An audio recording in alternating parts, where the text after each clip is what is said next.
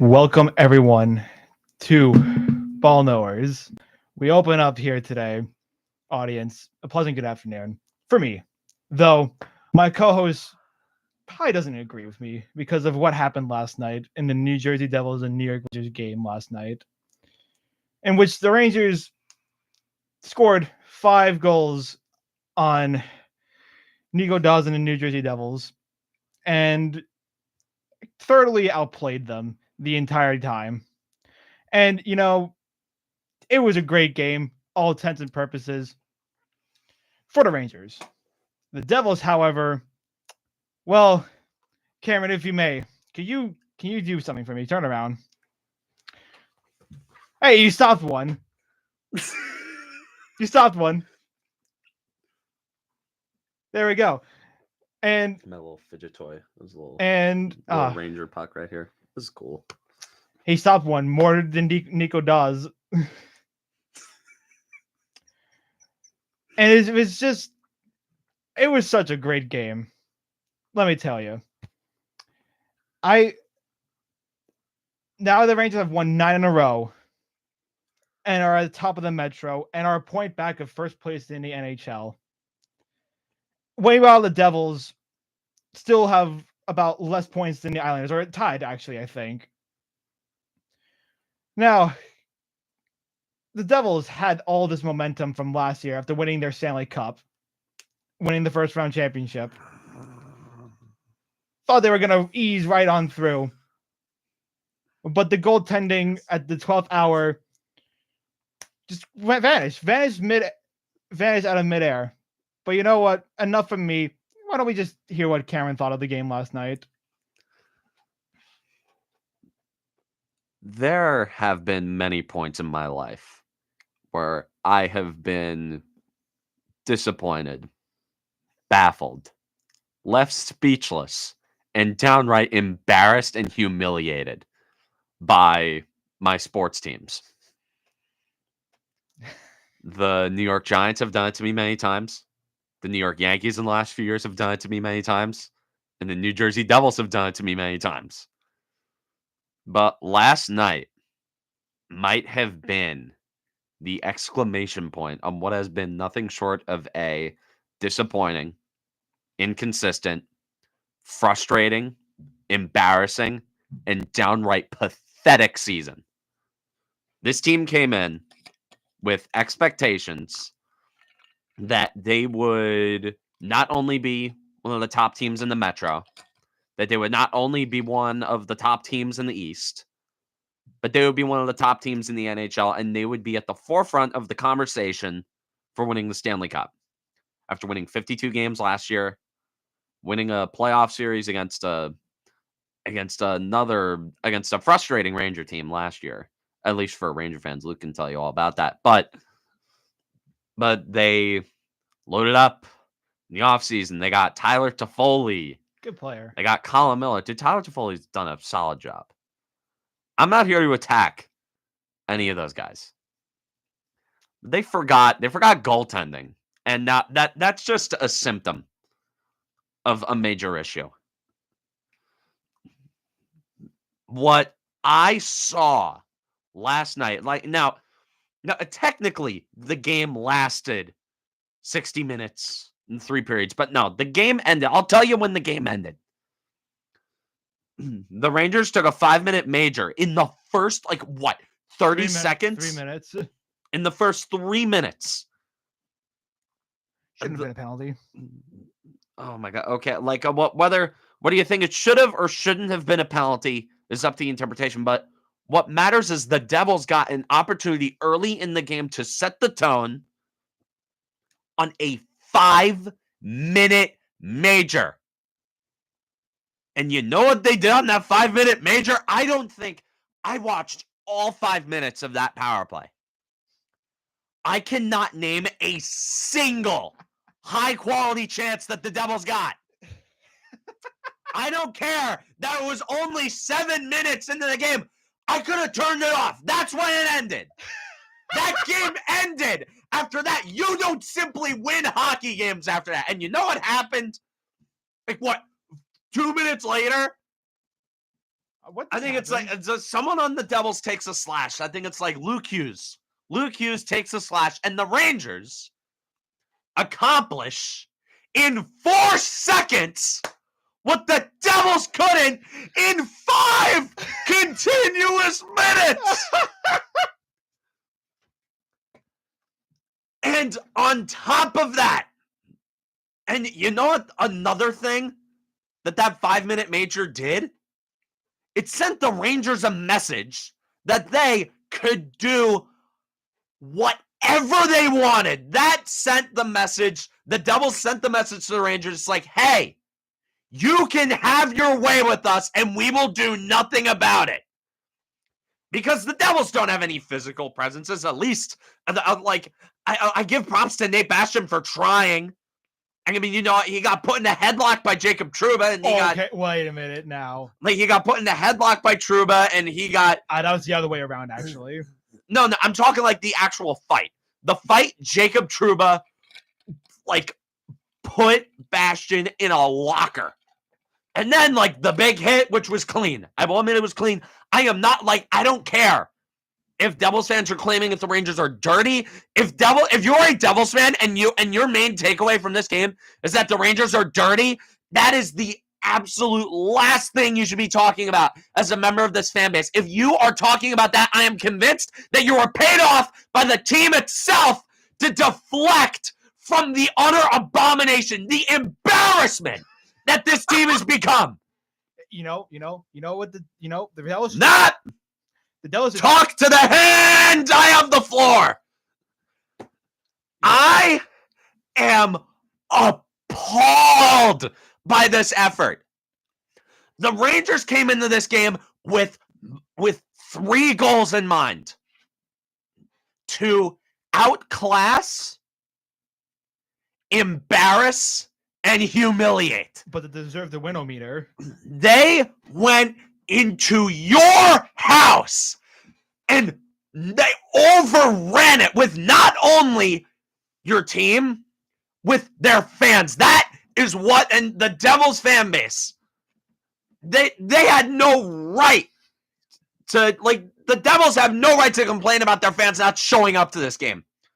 Because the Devils fan base doesn't have a reason to spend money to take the risk of going into Newark and braving the elements there to go into that stadium where they are going to get humiliated by their arch rival. I missed it, but it was 5 past Dawes the hour. And Nico Daws, I'm not going to go out here and blame because they were starting him 6 games in a row. He's a rookie coming off hip surgery, starting 6 games in a row against a team that is cooking and a team that came in with a purpose. You could tell the Rangers, they knew last year. It stung. They wanted retribution. They wanted revenge. They wanted to make this team look like a JV squad. And they did. The Devils put in no effort.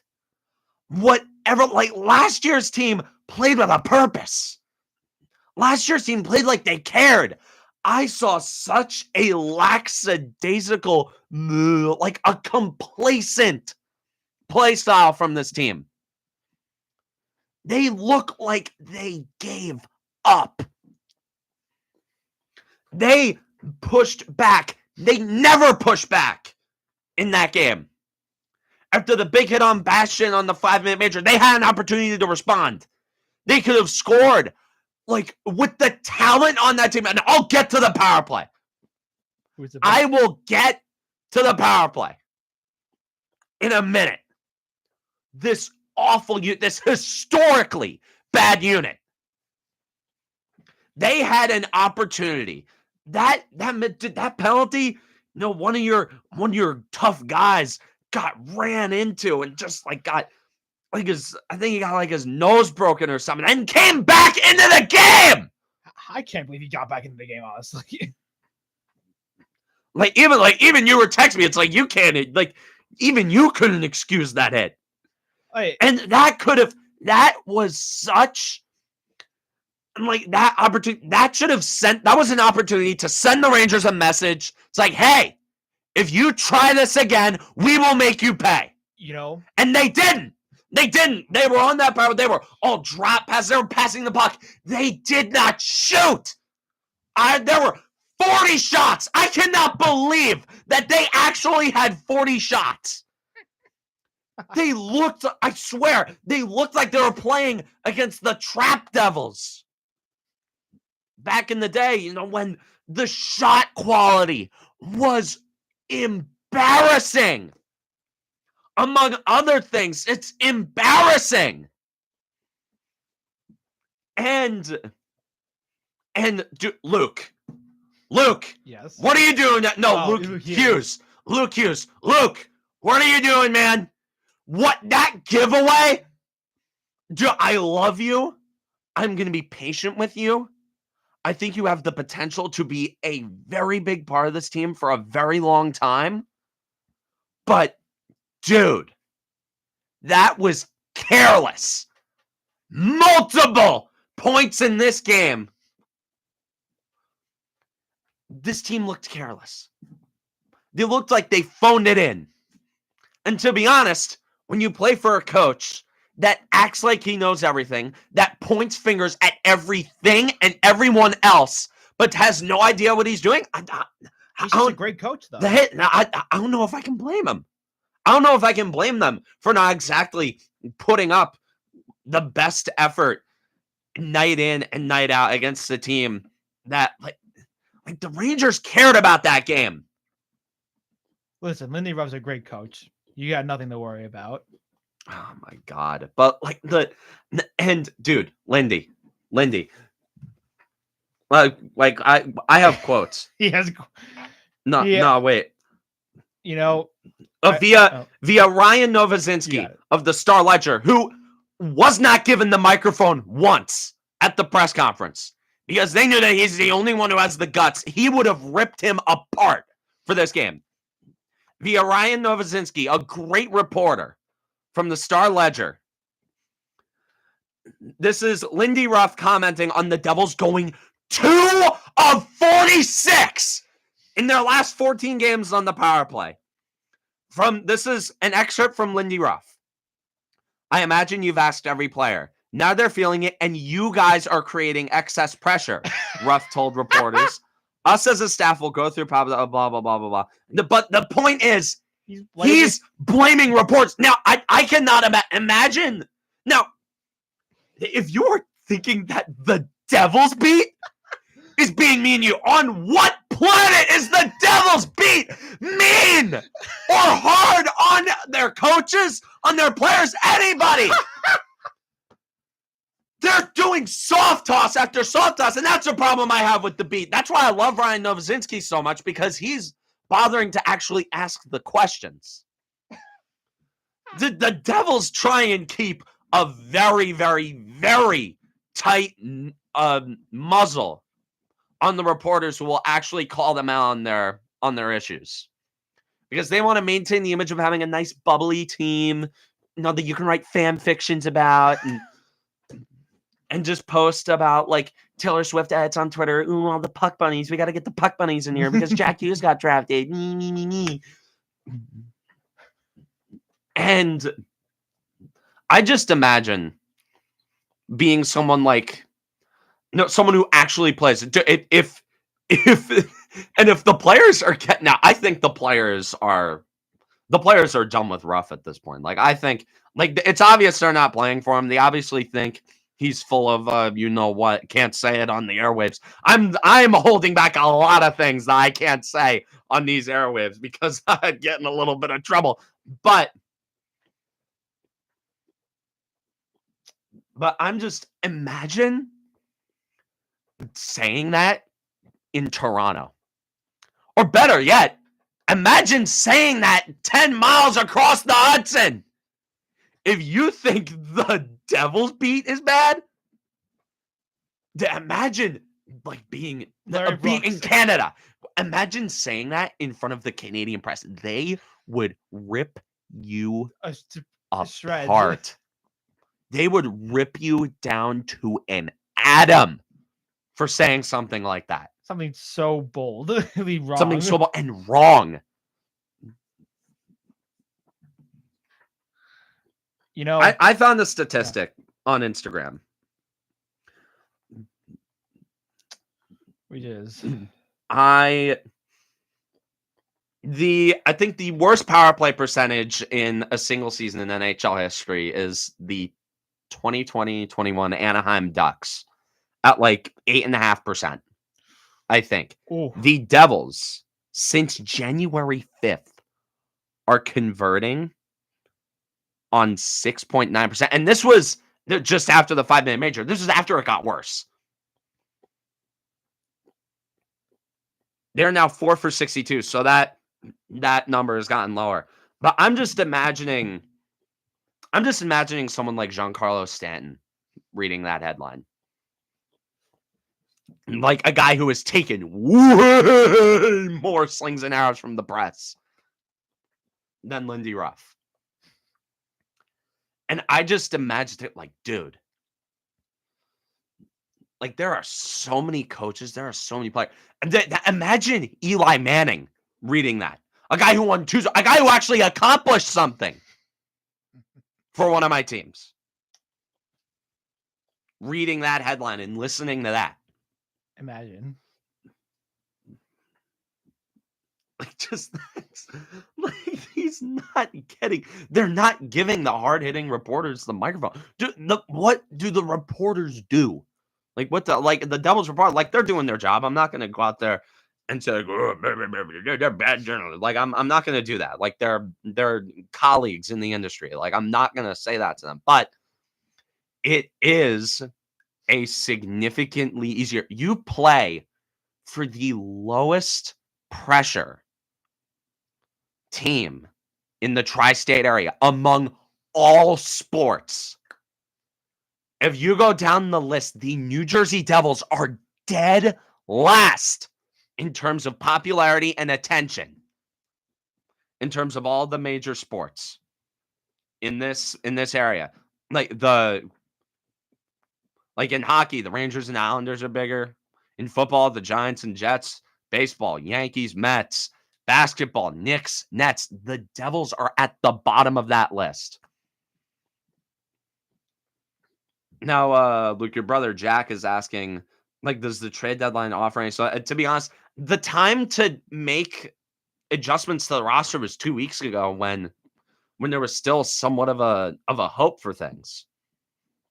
The time to make moves was Sunday after the Stadium Series game when you're riding a bit of momentum. Inject some of that. But after this, any trade now just seems desperate. You know what they should trade for? What? To solve their Jacob Trouba problem.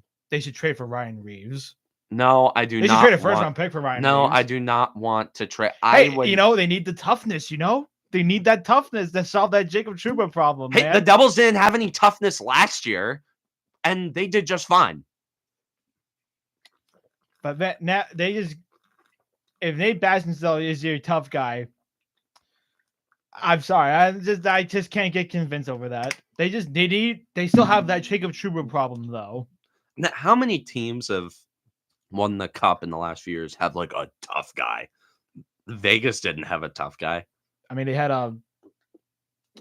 they had Keegan Colasar. But I don't know. Okay, Colorado, they didn't have a tough guy. Tampa didn't really have any tough guys. If you want to allegedly put Pat Maroon in there. Okay, Pat Maroon. But like Pat Maroon has talent. He can't ski. That brother cannot skate. What? He can score. Bro, Minnesota has Pat Maroon on their second power play, and that is absolutely and the Devils' power play is worse than the Wild when they have Pat Maroon on their second unit. Of all people, I remember like Devils. Pat Maroon was a solid player. Oh, yeah, I forgot he was a Devil. Yeah, 2018. That's right. His entire purpose was just being a screen, and it worked. It worked. I mean, the Devils power play with Pat Maroon. They did this thing called score goals, I don't know if you're allowed to score power play goals. I mean, the Rangers are allowed to do it, but like the Devils, I mean, that there's some Hey, rule in the rule book. I don't know. Matt Rempe did nothing wrong except be tall. Oh my god, dude, come on! You are not. You're trolling me. I'm not. Don't feed the trolls. I'm not feeding the trolls. I'm not taking the bait. I'm just saying, if he was a foot shorter and made that type of hit, that's not nearly as bad. But he knows he's a foot tall. No, I'm not getting into this debate. I'm not going out on a limb for anyone on this team right now. I'm not going out. I'm not defending anything this team is not. I am not absolving any of this team's sins. And if the Devils fans want to go out and blame no, I already said this before. If Devils fans are blaming anything else other than their own team and their own incompetence and their own coaching and their own organization, which has gotten very sour.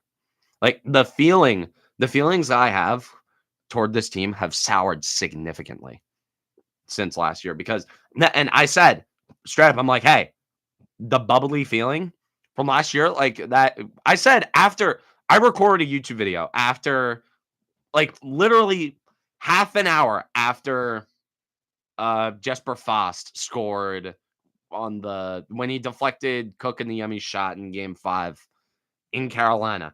I did not speak a word. I literally I got up, jumped in the shower for half an hour, like just thinking. And then I hopped in my desk in front of my camera and I talked. And one of the things I said was that, hey, the bubbly feeling, the optimism, the house money, that's gone. That's gone. Now is the time to perform. Now is the time to live up to an expectation that you yourselves have set by performing the way you have performed. And this year, they came in expecting the league to just be so intimidated and so overwhelmed by their skill and their speed and their talent, which there is a lot of. There is way too much talent on this team for them to be playing this horrendously. They expected the league to roll over for them. And now that they're facing pushback from the league, now that there's adjustments being made on them, they're freezing. And now this is a year in a cup window. This is what this is, legitimately. Now it's a cup window. I think it's open. I think it's a wide cup window, all things considered. But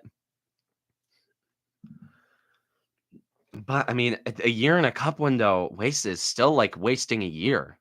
I mean, Tyler Toffoli, who knows if he's going to be back? Colin Miller, who knows if he's going to be back? Dougie Hamilton coming off the torn pec, who knows if he comes back the same?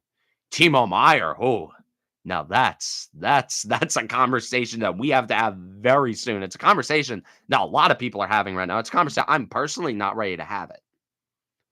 I will. Now, because certain Jimmy Vesey has more goals than the $8.8 million man, Timo Meier. Now, and Timo Meier, okay, I'm not ready to call him Ryan Clough yet. He's not Ryan Clough just yet. I am willing to give Timo Meier another year under a good coaching staff. Lindy Ruff is a great coach. No, he's not. No, he won you guys the playoff last year.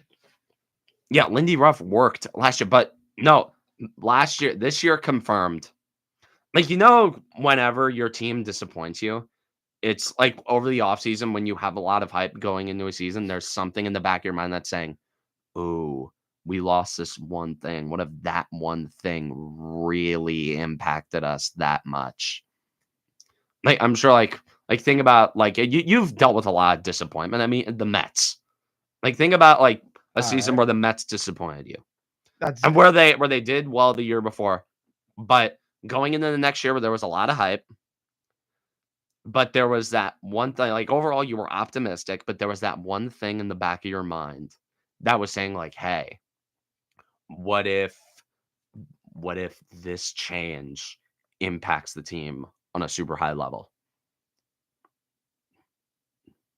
with the Devils this year, that thought in the back of my mind was, what if losing Andrew Burnett is going to be a massive, massive loss? They should rehire John Hines.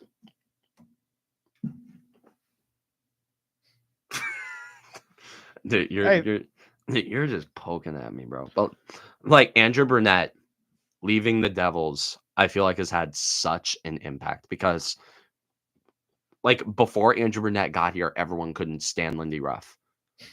And they were making mistakes that they were making this year. And last year, the mistakes, they suddenly went away when Andrew Burnett was the assistant coach. And I feel like he had a lot of input on the team. And I feel like if the Devils didn't make the playoffs last year, they would have just fired Ruff and then replaced him with Burnett. But now they were insistent on keeping Ruff, which I'm going to be honest. Like at the time, I was like, okay, you won 52 games with him last year. Like, yeah, you give him extra run. Like no Devils fan expected this.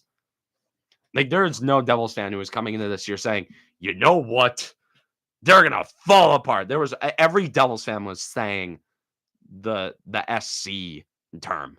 Like they were saying the C word. And they were thinking that. But losing Andrew Burnett, I feel like had a lot. Now, it's apparent now. Losing Andrew Burnett had so much of an impact on the way this team is played. It's like from top to bottom.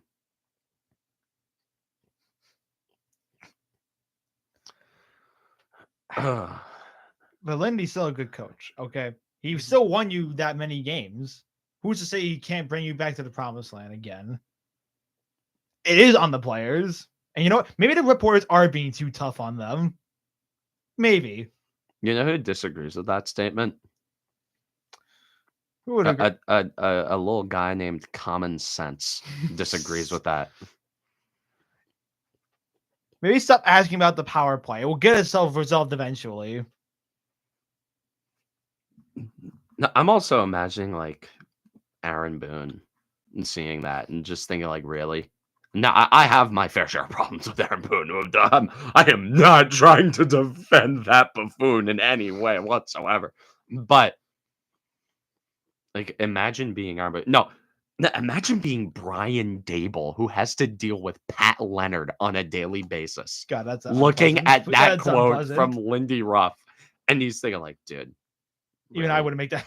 No, Ryan Novozinski is a friendly, just happy-go-lucky guy who's like, he throws softball questions compared. Although Pat Leonard doesn't even ask hard questions. Pat Leonard should be working for TMZ. Like that's what he should be doing. He stirs up drama for no reason. Like he's the reason Odell Beckham got traded. We got Dexter Lawrence, but like that's beside The point. That's beside the point. My point is, Lindy Ruff, if he thinks the media is being hard on him, then I have no. They're being too soft. I think they're being too soft. I should have brought popcorn in. This is All right. enjoyable. All right. Other I'm gonna rest my voice. I'm gonna let you talk for a little bit. I've run out of steam.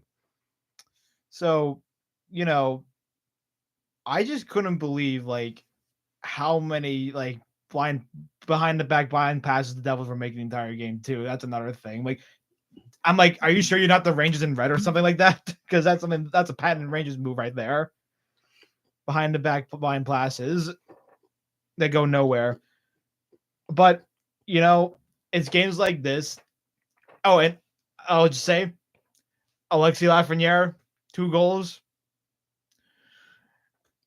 in front of the fan base that always seems to want him to fail. And another guy, Capo Caco, they want them to fail.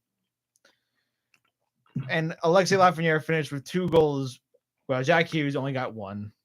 I'll just say that. And you know, people pay to watch watched me play said Jack Hughes, but he was actually talking about Igor Shesterkin because the Rock was packed with wanting to see that guy goalie play ball out. He made 39 saves out of 40 shots. How many of those shots were actually hard to stop, though? There are a few, but still. But guess what? Ooh, a goalie doing their job. Like I have no clue. I haven't seen. Actually, no. I mean, I'm not gonna say I haven't seen good goalie play in a while because I mean, Akira Schmid in the playoffs, like that was genuinely good goalie play. Yeah, it'll be interesting to see what the Rangers do now because after this 9-game win streak. Oh, it's the highest number they've had in like 8 years. Highest win streak they've had. Let's see if they keep it going on Saturday against Philly. That's gonna be I think that's gonna be a tough matchup because John Tortorella is gonna get the Flyers ready to play. But it'll be, and Artemi Panarin and Jimmy Vesey were like game time decisions at the start of last night, and Artemi Panarin ends up with 3 points. So I think he's fine. Yeah, he's fine. He's fine. Yeah, I mean, Jackson said it's nice having a goalie who is. I miss having a goalie who can stick handle. I miss having a goalie. Did you see that Igor? I miss having a goalie who was the Igor. That was nice. That was like that. I saw that. I was like, are you kidding me? Like that is just true. They knew they could get away with that. Like that was the thing. They knew they could get away with that. And actually, Chris Kreider decided to move his feet that one time, which is Chris Kreider is most dangerous in front of that or when he's moving his feet. That's when he's those are the 2 times where he's at his most dangerous.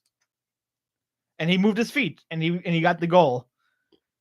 Dude, Chris Kreider always scores against the Devils. Like I hate Chris Kreider. I cannot stand it. Well, I don't hate him. I don't hate him. Dude, I hate his face.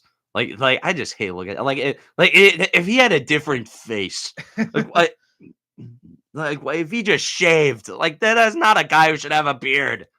It has the weird goatee. I'm like, I hate. I'm jealous.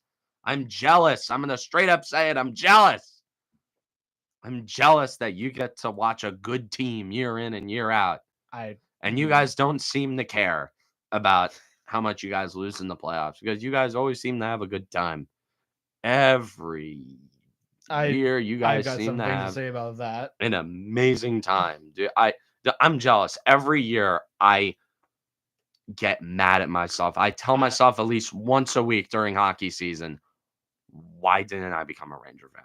I don't know if you're being jealous of the Rangers. That's rock bottom for you, actually. I've been jealous of the Rangers most years of my life. If I could do one thing with a time machine, I would go back in time and tell my 7-year-old self, dude, I don't care if they're from Jersey. Don't become a Devils fan. Please become a Ranger fan. Please, please, please, please, please, please, please. It'll be the best decision that you've ever made. Your other teams are going to make you miserable. The Giants and Yankees are going to make you miserable. Rangers will make you also pretty miserable because of underwhelming teams that are carried by their goaltending. Dude, you guys do not have an underwhelming team this year. You guys have a good team. I mean, for years when you would have been a Ranger fan. Yeah, I had Henrik Lundqvist. Yeah, it would have been. Yeah, that would have been frustrating. So, do the Devils sell though? I think you kind of went over it, but do you think they sell? Or what do they do? There's too much talent on this team. Like I feel like the good news with the Devils is that I feel like if they just fire Lindy Ruff and hire a guy like Craig Berube. And I'm saying in the offseason, I don't think you're only 5 points out of a playoff spot. No, the season's over. It technically, and that's the worst thing. It's like they're technically not out of it. They are technically one really blistering hot run from making it into a playoff spot and being a dangerous team in the playoffs. But I can't trust them to do it. Not with this coach. I can't trust them to do it with this coach. And this weekend coming up, I feel like it's going to be a very flat weekend. They got Montreal on Saturday. Maybe they win that game. They got Tampa on Sunday. I don't see them beating Tampa. Tampa's been kind of falling apart recently. And the Devils haven't. The Tampa's lost 3 in a row. So the Devils have been an embarrassment. This loss counts as like 3. The Devils, like, this is a 3-loss game. They for had the such a Devils. great showing at the Stadium Series this past weekend, which we haven't really talked about yet. I don't even want to talk. It's like this. Believe me, Paul, if I was not emotionally attached to the Devils, I would have become a Ranger fan years ago. I would have. The last chance that I really had was like 2016. There's a tour walking by. That's nice. But yeah. Like, if I wasn't emotionally attached to the Devils, believe me, I would be a Ranger fan in a heartbeat. In a heartbeat. If I could change one thing about my sports fandoms, it would be becoming a Ranger fan.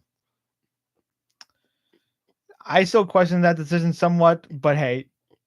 They crushed you. Life is too short to be a Devils fan. But, knowing my luck, the year I become a Ranger fan, that's the year the Devils win the Stanley Cup. So I'm still interested to see what they'll do on in terms of trade deadline for the Rangers, at least, because they just extended Johnny Brodzinski, who's been having a great year so far, and being replaced as a replacement third line center, who forced that turnover on Luke Hughes for the first Lafreniere goal of the night. He's been doing well. I don't know. It's just the big problem for me is like some of the prices of like the rentals are just super astronomically high, and I don't even know if it's worth it. The price of admission, the price. But the Rangers cannot waste this. This is a great year they're having so far. They cannot waste this. They are also in a window, and it's Igor Shesterkin's current contract situation. They have this year, the rest of this year, and only next year, and then he's a UFA. You got to try to extend him. You have the time to win is now in this year and next year. This is the time to try to win when you can before you have to pay him. You guys have a very good shot. I think so. It's just but James Dolan doesn't want to give up his first round pick because the draft is taking place at the Sphere. But now there's also like other reports afterwards that contradict that, but I don't know what happens. But they do need to go. They need to go for it, or in a sense, they need to go for it. I don't know but I don't know what they do to address some of those needs, because the depth's being stretched. It's been stretched. That's how Matt Rempe's getting like fourth line minutes right now. It's that stretched out right now. I agree with the comment your brother said. The Rangers, any cup contending team that has relatively few holes, they could just trade for a good defensive defenseman. They could. Like a right shot defensive defenseman. Like that is like no team could like go without that. You can always use. Or it's not something that like you would turn down. Like no team would turn that down. Like there's no team that wouldn't improve from that, is what I'm trying to say. Drinking my water. But, I don't know. Problem is, I don't know if there's much they can really do like defensively improving though too, because I don't know. That would mean probably trading away Zach Jones, and he's already extended through next year, because you're gonna lose Gustafsson like in the free agency. That's a given. So you might as well keep like one of your options that you have next year. I just don't know what they do. I just don't know what they do. They definitely need to get a forward to shore up some depth. That's a definite must. Whether it's a center or a winger, you can go either way. You gave both of them. Who knows? I don't know what you do on that front. I just, they were inquiring on like guys like Yanni Gourde and Alex Wenberg, which I mean I wouldn't mind Yanni Gourde. It's just I'd like Yanni. I would like Yanni Gourde, but I mean he has a high cap hit, and I feel like I just don't know. I don't know what you do, because he's going to probably cost a lot because of his pedigree, and he's doing a fine season, okay, and he's a center, and he can play anywhere effectively. Yep, center depth. That's why I was thinking. You guys need centers. Like if you guys just got one legit. Johnny Brodzinski's doing a fine job right now, which is why they extended him 2 years. I'm happy about that. It's just, and we will bring you a special trade deadline episode in 2 weeks' time. Because that's in 2 weeks. I mean, both of our teams. I'm intrigued by what the Devils are going to do and how they're going to further ruin this. I'm curious. I am, yeah, because I don't know if you now there are reports coming out to the Tom Fitzgerald, he's looking for UC Saros. He's trying to trade Alex Holtz for Jacob Markstrom. I'm like, really? They need the time to do that was a month ago. They need to solve the Jacob Trouba problem. In December, we knew they needed goaltending, and they just sat on their hands and did nothing. And now all of a sudden, they could have done that when they were in a playoff spot and playing relatively well. Now, I honestly think the move is to just ride it out until the offseason. To be honest, because the season's just a lost cause at this point. I think you just ride out into the offseason. You fire Lindy Ruff, obviously. And replace him with Gerard Gallant. Got it? No. Gerard Gallant would be a good short-term fix. Gerard, if you hire Gerard Gallant, you're not getting the coach that is going to help you 5 years into the future. You're probably you're not getting a coach that helps you for 5 years. You're getting a coach that helps you for 2. Maybe 3. But 2, definitely. 3 might be a bit much, though. It's like if the Devils hire Gerard Gallant, I'd be fairly confident in them making a run within their first 2 years under his leads. That's what the Rangers did. Yeah, they needed to move away from David Quinn, and I'm glad that David Quinn's being exposed again in San Jose, and he's not hurting my team. I am grateful for that. You know what else I'm grateful for? Adam Fox's dad being a Ranger fan. I thank God every day for that. I honestly, to be honest, I mean, look back to the Devil coaching question. I think they What about Barbecue Bruce? Bruce Boudreau? No, I do not want Barbecue Bruce. No. Barbecue Bruce is the king of disappointment, and the Devils already have enough disappointment. He would be upgrade over Lindy Ruff. A lot of things would be an upgrade over Lindy Ruff right now, but I was thinking Craig Berube. I was thinking Craig Berube. And Craig Berube, that would be a good hire, but that's a Fire legend. Well, legend is I don't know, it's a bit of, I guess, of a stretch. I don't know, former Devils players who I think could make good coaches. I think Bryce Salvador could be a really good head coach. Although he has a nice cushy gig on MSG, I wouldn't blame him if he didn't want to. He didn't want people to start hating him. Also, if I could not imagine being Ken Danica. I would give so much. Okay. No, I would not want. I'm not saying I want Ken Danica to be the head coach. I'm saying I would love to have heard the conversations during the commercial breaks between Bill Spalding and Ken Danica, because I know he was livid. I know he's frustrated about this team. I don't know. I mean, I've met him, but I don't know him. He said one thing. He said, I was like, okay, this is a little too much. He said as soon as when Bastian got Trouba on a headlock, and just he's like, Trouba is also a willing combatant in that situation.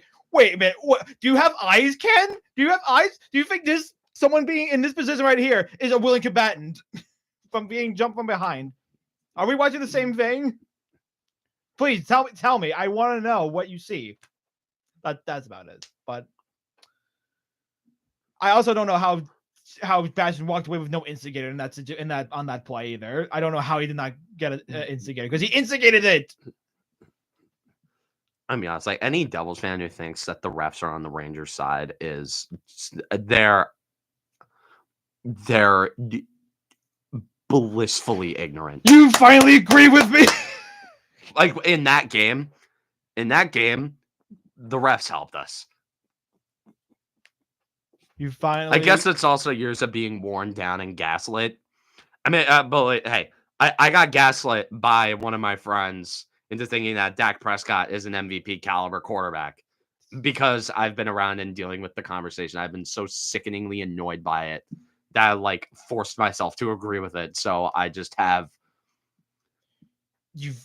I finally. I'm not trying to say that like. I'm trying like in that game in particular. Like a Devils fan, well, hockey fans in general just love blaming officials for their team's issues. Devils fans love doing it. Ranger fans love doing it. Every team gets bad calls. Like I don't really think it's an exclusive Ranger or Devil thing. I mean, like I don't think it's an exclusive. Unless you're the Penguins, you get some favorable calls if you're the Penguins. Like even the Penguins get bad calls. Like every team gets bad calls. I'm not trying, except for the Bruins. I don't know how Brad Marchand has gotten away with his career, like his entire career. I don't know. I think we talked about this like once, like a semester ago. Like he blackmails the referees. He like hangs out with them in the off season sometimes. And he's like family friends with them. So he basically blackmails them. Wait, is that true? Yes, he hangs out with a lot of the referees. That's smart. I would be honest, that's smart. There's gotta be there's no rule against that. Hey, he's just a friend. There's no way. He's just a friend. Oh my god! But like, I do believe that there are certain players who get preferential treatment from officiating. I believe I believe Brad Marchand, Sidney Crosby. I'd assume McDavid.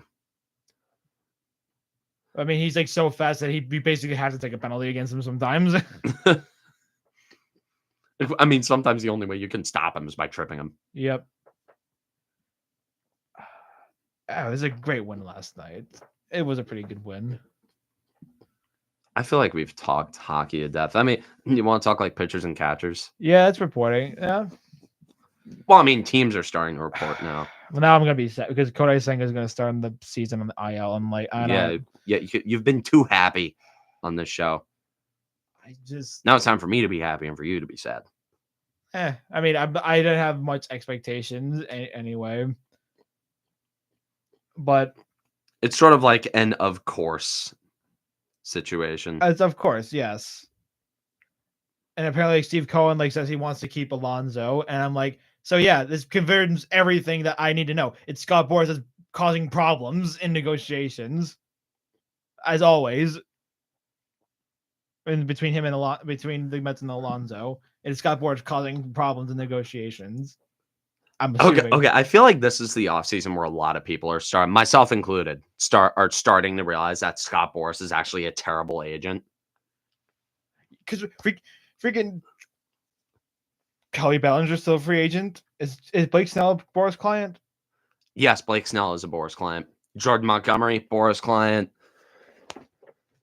I mean, I know it's not this offseason, but Juan Soto, Boras client. Except I think people are going to line up to sign him. Yeah, people are going to line up. They don't care. Owners will deal with Scott Boras when it comes to a legit can't miss player like Juan Soto. Yeah, but if it's like Blake Snell, even though he won the Cy Young last year, that dude is the embodiment of inconsistency. And that is a bad contract waiting to happen if you sign that guy. And I feel like, to the Yankees' credit, they know that. I feel like if the Yankees do sign, which I feel like there are no other suitors out there. I feel like it eventually has to. If the Yankees aren't going to sign him, it's going to be the Angels, because the Angels make dumb decisions like that all the time. But I feel like if the Yankees sign him, there are going to be a lot of contingencies. It's going to be incentive laden. it's going to be like, but there are going to be like team options sprinkled in there. Say like a team option after, say like a 5-year deal. I was saying it's going to be like a 5-year deal, 150 million. With all the, I wouldn't give Blake Snell $30 million a year. Me personally, I'd bump that number down to like 24 million a year. What like if 5 years, 24 million over 24 5 years? million, 24 times. Oh, I'm gonna do That is 120 million. What if the A's just sign him for 120 years, paying $1 a year for 120 years? That's Shohei Ohtani's contract. The Cubs also signed Dominic Smith, so they're replacing Cody Bellinger with Dom Smith. The Dom Smith, the COVID warrior. Yeah, dude 2020 Dom Smith. That dude, was if you want to know how stupid the 2020 MLB season was. Oh, it was so dumb. The Mets have like the 5th highest WRC plus of all time among like single seasons, like teams. Yep, the Mets have like the 5th highest team WRC plus of all time. And in they 2020. didn't even come close to making the playoffs. The Mets, the New York Mets, everyone. Yep, that's that's business as usual, which is why I'm not even totally surprised that Kodai Senga is like gonna start on the IL. It's honestly to be expected at this point. But I am happy with some of the prospects that are still with the system. See if they might get a chance, like Drew Gilbert, Luis Angel Acuna, maybe Jet Williams. Jet Williams might be an actual star. He might end up being an actual star, and I cannot wait. Hopefully, he's still with us. I'm not familiar enough with the Met farm. I mean, I know about Drew Gilbert.